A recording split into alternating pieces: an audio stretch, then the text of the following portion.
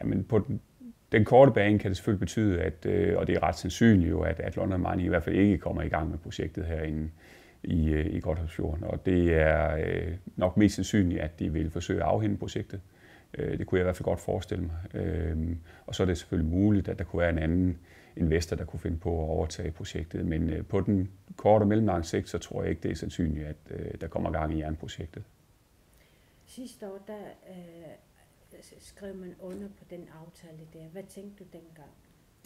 At det er selvfølgelig et væsentligt og vigtigt skridt på vejen til at komme i gang med en miniindustri i Grønland, at de forskellige selskaber får udvindingstilladelser. Men det afgørende er naturligvis, at de kan finde investorer. Og London Mining skulle finde op imod 12 milliarder kroner, og det har de så ikke kunnet, og nu har de så ovenikøbet problemer i deres moderselskab, og det er så det, vi ser i form af den her betalingsstandsning. Hvad tror du, at konsekvenserne vil være for Grønland, når London Mining er på betalingsstandsning? Altså selve projektet vil jo få en stille periode nu, indtil der eventuelt er en anden, der synes, at det er interessant.